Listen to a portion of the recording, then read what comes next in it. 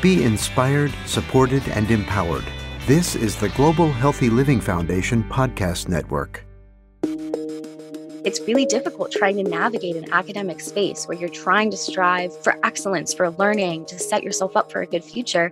And then at the same time, be battling a chronic illness that is invisible so people don't see it. Welcome to Talking Head Pain, a podcast that confronts head pain head on.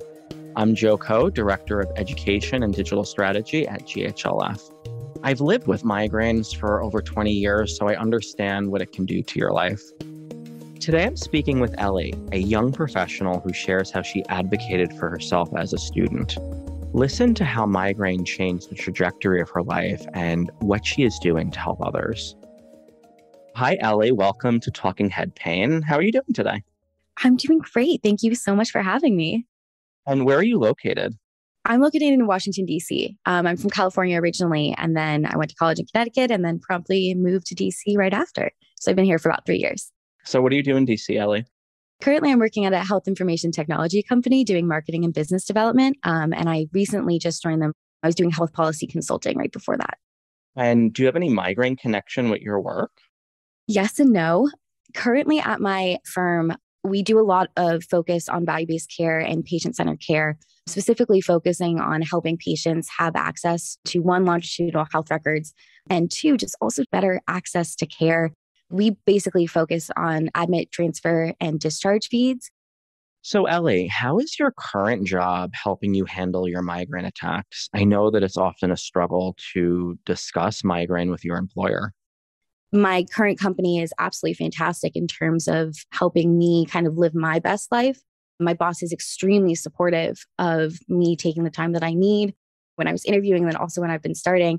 She didn't even blink an eye when I was like, oh, I have chronic migraine. There may be times that I may not be able to do my job in the same way, but I will always be able to communicate and create contingency plans and help plan, in my absence to make sure that things work the way that they work. And she was like, okay, I'm absolutely sure that it's going to be totally fine. When I was talking with our director of HR, when I was onboarding, I told her, I was like, hey, I have chronic migraine. Can you tell me a little bit more about some of the accommodations that can be made in the office? She was like, oh, we have all of these different things, but also we have a restroom. Typically it's for nursing mothers, but like anyone can use it. And it's very low light. You can turn off the lights. There's a chair. There's a nice sofa. We have all of these different things, but also one of the most important things is that I actually have flexible working hours. So as long as I'm making my hours per week and per month, I can choose when I can work. And as long as I'm communicating that with my boss and my team, there are no issues. But it was really great to hear, Ellie, that your employer is so supportive of you living with migraine. How was the conversation with your employer during the interview process? I think that's very interesting. I've been a patient advocate since I was 18. I was diagnosed at 15 and I became chronic very soon after that. And so I went from being pretty able-bodied to very disabled in a very short period of time. So my decision when I, was starting to interview for internships in college was I'm just going to be very straight up. And I put my blog and the advocacy work that I was doing at that point. I was doing my blog and some social media. And also I had just started attending Headache on the Hill my sophomore year of college. And I'm just very open about it. I put the link in there and I say, this is what I do. I'm also kind of a freelance writer with this as well. Here's all the places where my writing has been featured. And I try and emulate that migraine is a part of me. It's a part of who I am. It's a part of, it's shaped my trajectory and shaped where I am currently. Like I would not be in this position had I not gotten migraine and had my life not fundamentally changed. And I have had a couple conversations that have not gone so fantastic.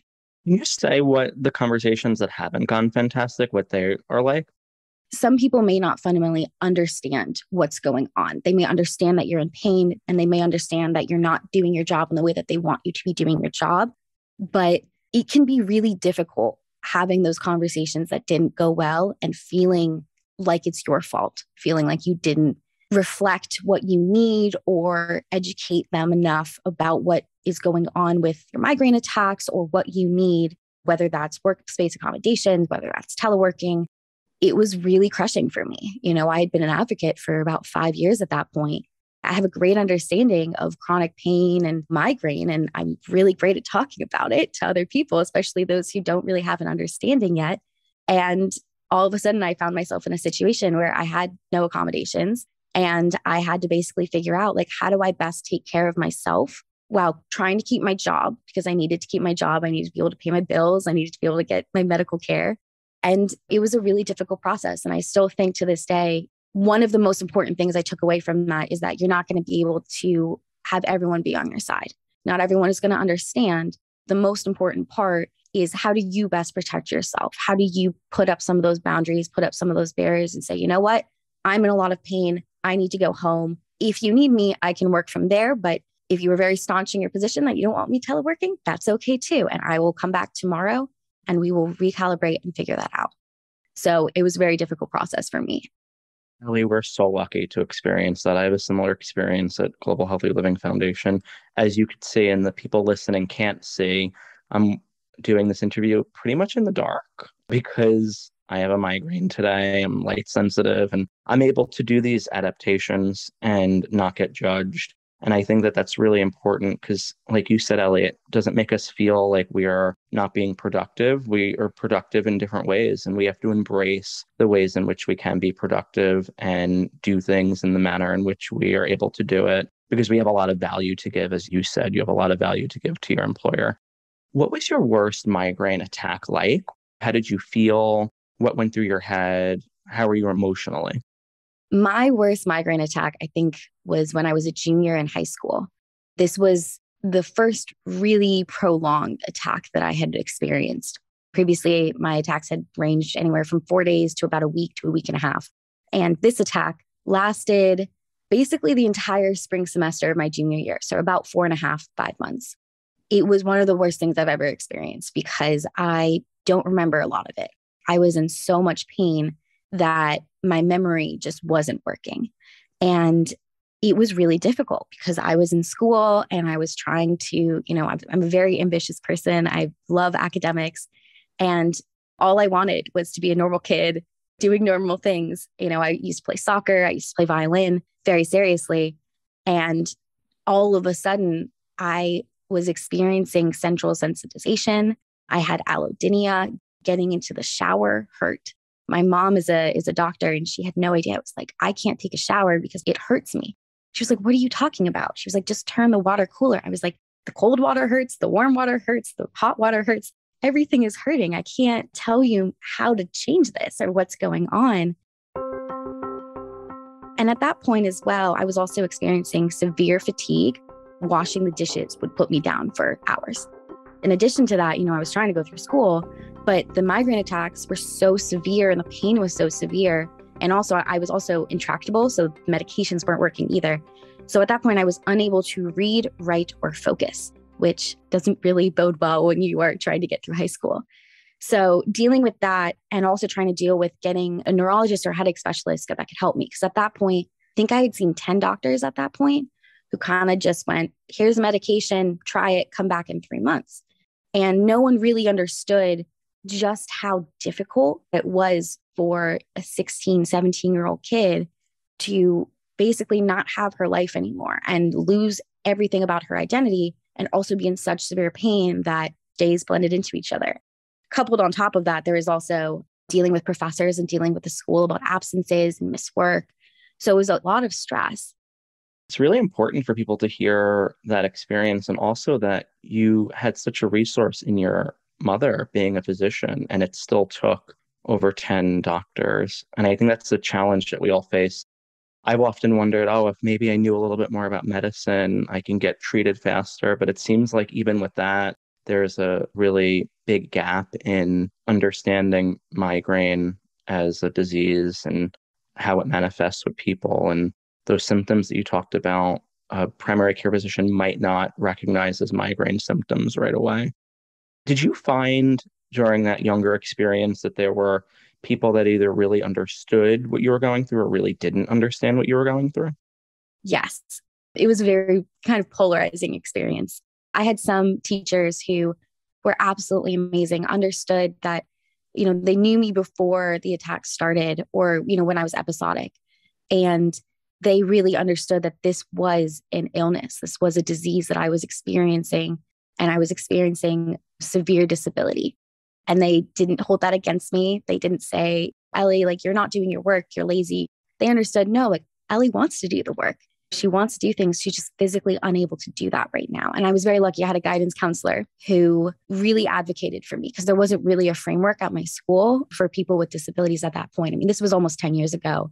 And my school just hadn't really had to deal with anyone going through what I was going through. Or if they did, it wasn't really public knowledge. And so there were a couple times that I did have to deal with teachers telling me that they weren't going to give me accommodations because I didn't deserve them for multiple reasons.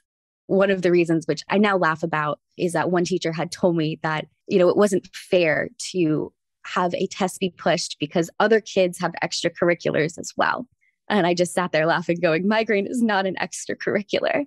It's not at all. And in fact, I can't read or write, which means that I cannot prepare for a test. And additionally, my memory was so bad at that point because I was in so much pain that I was like, how am I supposed to remember all of the US presidents in order by year if I can't even read the book to get it done?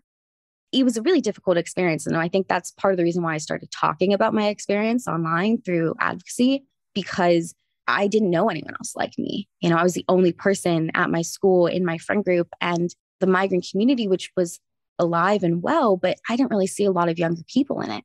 And so I was like, I don't see anyone that looks like me in this space, really. And it's really difficult trying to navigate an academic space where you're trying to strive for excellence, for learning, to set yourself up for a good future. And then at the same time, be battling a really difficult and severe chronic illness that is also invisible, so people don't see it.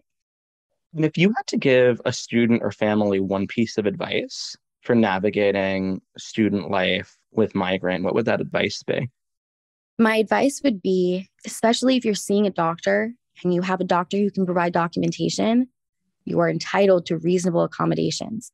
There are reasonable accommodations that can be made. I got lucky in the sense that I found my champion soon, and I had one in college as well. When I was picking which college I was going to attend, having a very good office of disability was paramount. It was actually a lot of the reason why I chose the college that I did. So finding a teacher, a guidance counselor, someone who is receptive and open to learning about migraine and about what's going on with you is really important. So why is it that so many doctors don't take migraine seriously? I wanted to get some answers from a leading neurologist, so I sought out Dr. Peter McAllister. He's the director of the New England Center for Neurology. Once you get your head around the idea that migraine is a medical condition, it should be no different than getting someone an accommodation for asthma or diabetes or Crohn's disease or any other chronic medical condition. So I think part of what doctors do, in addition to taking care of their patients, is to advocate for them. In high school, there is a process and a program known as a 504 plan, because it was a statute number 504, and it allows for reasonable accommodations for those who have a chronic medical condition. And many times, patients and their parents have no idea that migraine would qualify for that. What it does is it codifies that they have the condition, and it allows them to have flexibility. If the child misses school because of a migraine, they're allowed to make up work. If they miss an examination, they can repeat it. They can have more time to get homework in if they're in a really bad cycle, etc. I advocate in those who have significant functional disability for their migraine to get on a 504 plan because, as I say, migraine isn't your fault. You did nothing to deserve it, and you might as well take advantage of these programs. Now, many universities will allow the 504 to transition into college. So I often am asked to write a brief letter that someone has high frequency episodic or chronic migraine. They'll occasionally miss some classes to have those excused, etc. So I think that patients and their parents should call out their doctor to make sure they're advocating both on the high school and college level. And one follow-up question, folks might not know what functional disability is. Can you give a brief definition of that? When we think of disability, we often think of crutches or wheelchairs, etc. Functional disability means the disease process, that is the attack of migraine, has caused you to miss something that's important to you. So functional disability centers around missing work, missing family obligations, missing social obligations. I've had patients who have missed vacations, the occasional patient who has missed most of their wedding day. What we say is that the good news is migraine is a non-lethal condition, but the toll that it can exact on one's life can be quite profound. And functional disability is that. Migraine has affected Ellie in her life as a student. And I also wondered if it's had an impact on either her faith or in her relationships. It's impacted me in all aspects of my life. To be honest, I felt like I was a very different person before I got sick. Starting with the faith. So I'm Jewish and I am very proud to be Jewish. And I have, it's been a very big part of my life. I grew up going to synagogue every Friday and I went to Jewish camp over the summers. And once I got sick, it completely changed my relationship. I couldn't go to services and I couldn't handle the lights. And I did one summer at camp. I think this was when I was episodic, just turning chronic at that point. And it was really, really difficult because I wasn't allowed to keep medication on me for good reason. I mean, I understand you're a young kid. I was 15, almost 16 at that point. So I had to go to the infirmary every single time. And obviously when you're at camp and you're hiking and you're doing other stuff, it can take a long time for you to get to the infirmary and get the medication. So my attacks were not great. They actually really got in the way of my experience. And so I didn't actually return to camp after that. Part of that was for that reason, but also because, I kind of wanted to see what else I could do. I went to France next year for a study abroad program and also had similar issues there. My relationship with spirituality and migraine really changed, I think, when I got to college, because I just was not able to put time into going to services and doing the things that I wanted to do because I needed to take time to rest. I was a full-time student. I was managing clubs and, I was in a sorority and I needed to take care of myself and prioritize my work and what I was doing. And it really made me question who I was and what I was doing. Because I was like, well, if I'm not going to services on Friday, what am I doing? What does that mean for me as a person who identifies as Jewish and who feels like Judaism is a major part of my culture and who I am? And what I quickly realized was there are a lot of ways to be spiritual. There's a lot of ways to live your life through faith and, through some of those tenets that I grew up with. It doesn't necessarily need to be that I need to physically be in that spot. And I think releasing myself from that expectation of feeling like I had to be somewhere to do something was really critical. And the other place that I think really was really key as well is that fasting is a part of Judaism. There are some small fasts, there are some slightly longer fasts, and then the biggest one, generally, at least I'm Reform, is Yom Kippur. And when I was younger, I used to fast. A little bit before my bat mitzvah, and then after my bat mitzvah, I used to fast. And as we all know, sometimes with migraine, fasting can lead to migraine attacks. And it was really difficult for me because I felt like I was letting my family down. I felt like I was letting the people around me down. And I really struggled with it. But one of the tenets in Judaism is, you're not supposed to harm yourself. And if you are sick, you are not supposed to fast on Yom Kippur. If you have an illness, you are not supposed to fast.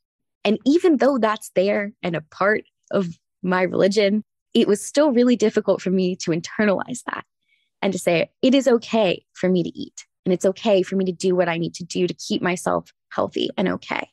It's been a really interesting thing for me, especially, with the rise of virtual services as well. It's been a lot easier. I can control my environment a lot better. I can have the lights off. I can have the sound down. There are a lot of different ways, but I think what I've learned is that your religion and your faith is not bound to a specific space. You can really live your life in a lot of different ways, embodying some of those really important values and tenets by prioritizing your health and what you need and not feeling guilty for not being able to worship or live your life in the same way that the other people in your community are. So powerful. I want to bring up a concept that I know Tikkun Olam, healing the world. So as a migraine advocate, how are you healing the world? I am healing the world by talking publicly about my journey. Part of the reason why I started my blog was because I wanted other young people to know that they weren't alone and better understand that there are other people who are going through similar issues, whether it's migraine or another chronic illness. There's a whole community of us out here that loves and supports each other through some of the hardest points of our lives. The other thing is that when I was 19, this is my freshman year in college, I actually had a blood clot. I did not get care for 4 days. I went to the ER and I had a doctor tell me that I had slept on my arm wrong and then that it was peripheral neuropathy and refused to run tests. So 4 days later, I ended up back in that same ER and had to advocate for myself. And they refused to test me because of the notes in the file. And I ended up having to say, I'm going to leave. I'm going to leave if you're not going to treat me. And the doctor was like, where are you going to go? I mean, I went to college in the middle of Connecticut. So she was like, where are you going to go? And it's midnight. And I was like, I don't know, but if you're not going to treat me, I'm going to leave. I need to take care of myself. And you're not helping me in any way, shape, or form. You're refusing to run a test. So she ran the test and it came back that I had a blood clot in my right brachial vein. This is in February. So if I had fallen, it was a little icy, like it could have dislodged and become a pulmonary embolism. It was then when she came back after that CT scan and said, if you hadn't advocated for yourself, I would have never known that this was here. And I just burst out in tears because it was in that moment that I realized even more that me as a white woman who was, I'm in college, I'm educated, my mom's a doctor, I am armed with medical literacy. I understand how to talk about my health and I'd been doing things for a long time. And I was like, if I'm still struggling to get the care that I need, there are so many other people that English is not their primary language, that they don't know what's going on with them, that they may be having invisible pain, but doctors may not understand what's going on with them because you need to be able to translate what's going on with you to be able to get that medical care. But if you're in pain, and also racism also plays a part in this as well, and you have Black or brown skin, there's a huge history of systemic and medical racism as well. That experience really cemented to me that there is a much larger conversation that I need to be taking a part in, that addressing health equity and addressing health disparities is something that needs to happen. And specifically also in the migrant community, it is people who are privileged and who are white who need to be able to start talking about this in a way so that way then we can really truly support our BIPOC community and members. We're all experiencing varying levels of the same thing, but adding in access, social needs, income inequality also with this in migraine treatments. So that experience really helped me realize I wanted to start making change in the world. At that point, I didn't really know exactly how. And so that's when I kind of ramped up on the advocacy. And so when I was working in health policy, I was working to advance social determinants of health policy. In my current job, I'm actually part of a health equity task force. And we actually just released our first blog a couple of weeks ago that I co-wrote with one of my coworkers, talking about the role of health IT and the role of data in making sure that there's gender affirming language, that sexual orientation, that race, language preference, ethnicity, disability status is all included in our clinical documents that are sent every single day. We're doing some of that work internally. And it was really rewarding for me to actually start doing this at my current company because we work with a lot of different entities across the United States in healthcare. And us saying, okay, in some of our markets, people aren't really sending gender, race, language, any type of health equity data that needs to be sent. And so I kind of see my role with Tikkun Olam in two things, which is one, to be a resource and support for people who are either just starting on their migraine journey or need someone who understands what's going on and can talk with them. One of my best friends from college became episodic our senior year. We moved in together in DC and she's been chronic for the past 2 years. Chronic versus episodic migraine, that's a concept that many people don't understand, but Dr. Peter McAllister says the definition is rather simple. We somewhat arbitrarily call those folks who have 15 or more headache days per month, of which at least half of them are migraine or migraine-like, chronic migraine. And those who have 14 or less headache days, we call those episodic. And the question is why? There's very little daylight between someone who has, say, 13 or 14 versus someone who has 16 or 17. But it's the extremes, it's the ends of those that make a big difference. Those who have 1 or 2 or 3 migraines a month are very different, we found, from those who have 17, 22, 28 migraines a month. That latter group is more likely to have more significant functional disability, more likely to be depressed or anxious or have a history of trauma. They're more likely to be overweight or obese. They're more likely to have a lower socioeconomic status because even if they're good at their job, calling in sick repeatedly tends to get one fired. So we've identified a more disabled group from a less disabled group. It's not to say that episodic migraine isn't awful at times, but certainly having one or two that you can treat with an acute medication is really a different animal than those who have more than 15. Whether you're chronic or episodic, it's important to get a diagnosis and get on a good treatment plan. We have to wrap up, but before we do, I want to ask you, how would people find you, people that want to connect with you? People can find me in a lot of different ways. I'm very active on social media. People can find me on Twitter, on Instagram. I also just made a TikTok a couple months ago too. I'm on Facebook as well. And most of my writing is through my blog, which you can find by searching Chronic Migraine Ellie. I just bought my own domain, which was a huge milestone, and hoping to launch that by early next year. So that's how people can find me. And I'm always very responsive to DMs and other messages. That's part of the reason why I really love being in the migraine communities, being able to reach out and support other people and be a part of their lives and their treatments. Twitter, Instagram, Facebook is Chronic Migraine Ellie. Yes, both my Instagram and my Facebook is Chronic Migraine Ellie, and then my Twitter is Migraine Ellie. And I think I'm also Chronic Migraine Ellie on TikTok as well.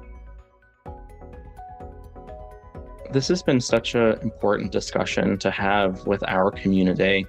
We often don't hear about how migraine impacts students, how migraine impacts our relationship with faith, and how migraine impacts the ways in which we find employment. So by talking about all of those different topics, you're helping to raise awareness and to amplify voices of people who likely aren't heard and need to be heard more. So we hope that our audience appreciates your energy and your story as much as I do. And I know that people have a lot to learn from you and with you. And I appreciate your time and energy. Thank you so much for having me. It was a pleasure being on today. Are you a student or young professional living with migraine? I want to hear from you. Send us an email to talkingheadpain@ghlf.org. Better yet, include a short video or audio clip. And who knows, whatever you share may be included in a future episode. Thanks for listening to Talking Head Pain, a podcast that confronts head pain head on. If you enjoyed this episode, give us a rating and write a review on Apple Podcasts. It'll help more people like you find us. I'm Joe Coe, and we'll see you next time. This season of Talking Head Pain is made possible with support from Amgen, sponsor of the Global Healthy Living Foundation.